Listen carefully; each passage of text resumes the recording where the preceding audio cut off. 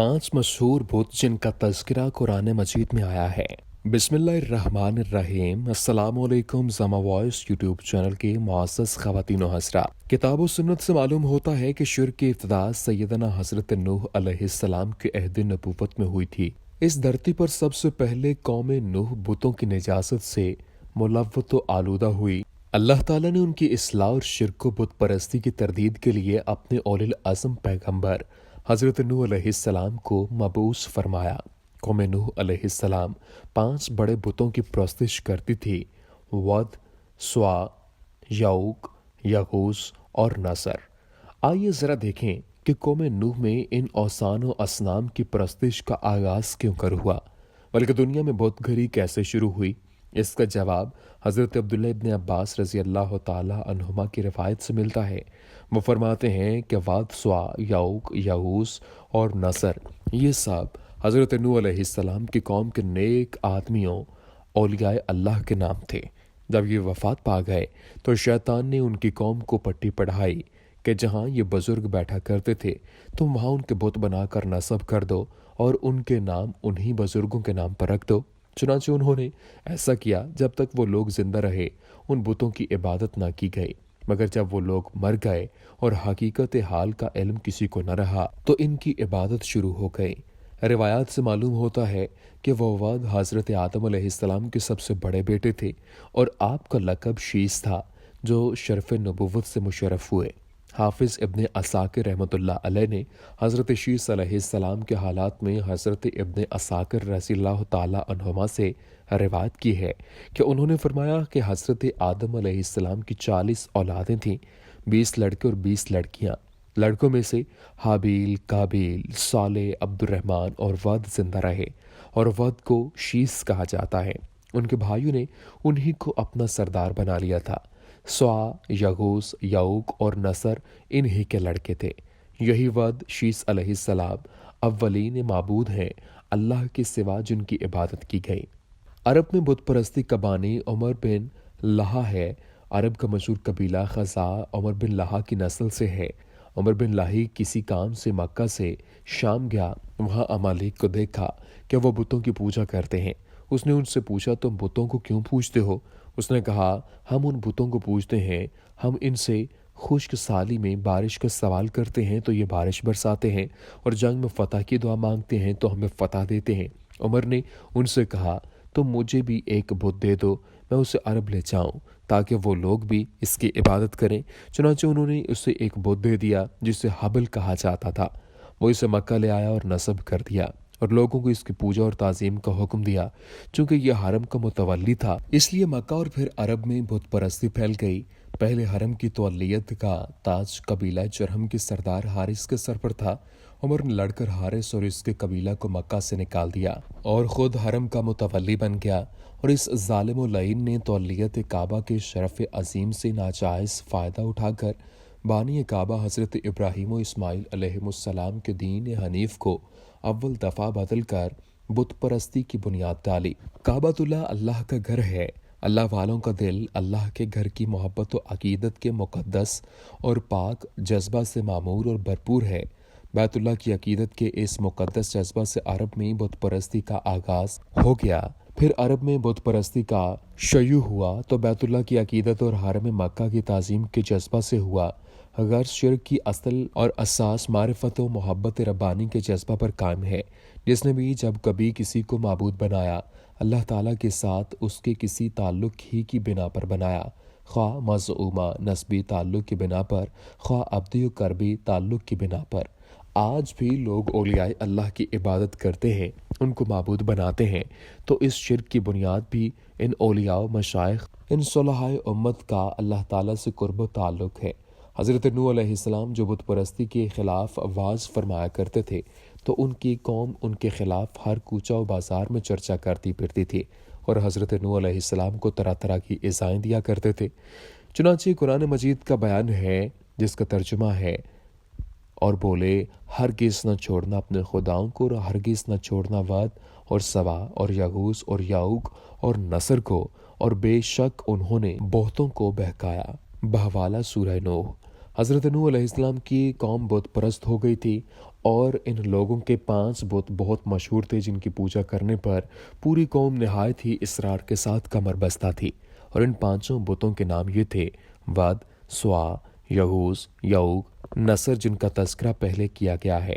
حضرت نوح علیہ السلام 950 برس تک ان لوگوں کو آواز سنا سنا کر اس بت پرستی سے منع فرماتے رہے۔ بالآخر طوفان میں غرق ہو کر سب ہلاک ہو گئے، مگر شیطان اپنی اس چال سے باز نہیں آیا اور ہر دور میں اپنے وسوسوں سے جادو سے لوگوں کو اس طور پر بت پرستی سکھاتا رہا کہ لوگ اپنے صالحین کی تصویروں اور مجسمے بنا کر پہلے تو کچھ دنوں تک ان کی زیارت کرتے رہے اور ان کے دیدار سے اپنا دل بہلاتے رہے، پھر رفتہ رفتہ ان تصویروں اور مجسموں کی عبادت کرنے لگے۔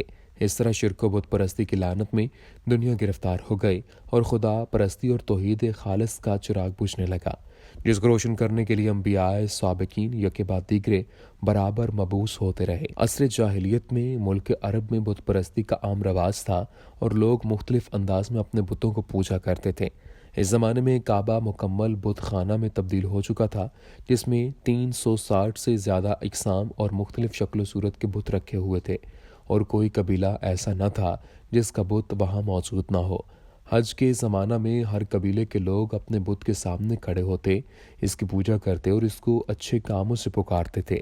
ظہور اسلام سے قبل یہود و نصارہ بھی، جو کہ اقلیت میں تھے، جزیرہ نما عرب میں آباد تھے۔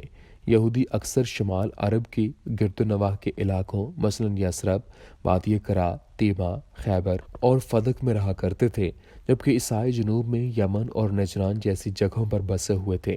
انہی میں چند لوگ ایسے بھی تھے جو وحدانیت کے قائل اور خدا پرست تھے، اور وہ خود کو حضرت ابراہیم علیہ السلام کے دین کا پیروکار سمجھتے تھے۔ مورخین نے ان لوگوں کو حنفاء کے نام سے یاد کیا ہے۔ پروردگار عالم نے پیغمبر اسلام کے ذریعے انہیں گمراہی سے نجات دلائی اور آپ کے وجود کی برکت سے انہیں جہالت کے اندھیرے سے باہر نکالا۔ جب ہم بت پرستوں کے گوناگوں عقائد کا مطالعہ کرتے اور ان کا جائزہ لیتے ہیں تو اس نتیجے پر پہنچتے ہیں کہ انہیں اپنے بتوں سے ایسی زبردست عقیدت تھی کہ وہ ان کے خلاف ذرہ برابر بھی توہین برداشت نہیں کر سکتے تھے۔ اسی لیے وہ ہمیشہ حضرت ابو طالب کے پاس جاتے اور ان سے پیغمبر کی شکایت کیا کرتے تھے اور کہتے تھے کہ وہ ہمارے خداؤں کو برا بھلا کہہ رہے ہیں اور ہمارے دین و مذہب میں برائیاں نکالتے رہتے ہیں۔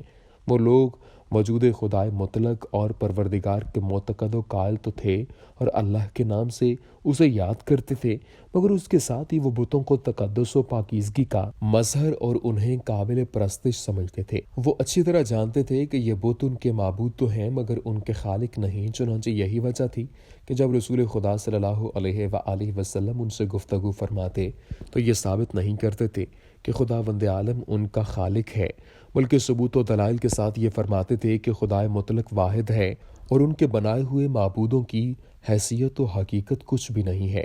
کہا جاتا ہے کہ خانہ کعبہ کے اندر اور باہر حرم میں 360 بت رکھے ہوئے تھے۔ خاتم النبیین حضرت محمد مصطفیٰ صلی اللہ علیہ وآلہ وسلم کی بعثت ہوئی تو خانہ کعبہ اسی طرح بت خانہ بنا ہوا تھا۔ اس سماج میں گنتی کے چند افراد ایسے بھی تھے جو بت پرستی سے نفرت کرتے تھے اور ایک خدا کو ماننے والے تھے، لیکن وہ خاموش تھے۔ اللہ کے رسول صلی اللہ علیہ وآلہ وسلم بھی بعثت سے قبل توحید کی شیدائی اور بت پرستی سے متنفر تھے۔ بعثت کے بعد تو آپ کی بنیادی دعوت ہی توحید کا اعلان اور شرک و بت پرستی کی تردید تھی۔ آپ نے 2-2.5 برس خفیہ اور انفرادی طور پر دعوت کا کام کیا۔ اس کے بعد اعلان اپنی دعوت پیش کی۔ آپ نے توحید کا پیغام پیش کیا اور شرک اور بت پرستی پر سخت ترین تنقید کی، لیکن خانہ کعبہ میں رکھے ہوئے بتوں سے کوئی تعارض کیا۔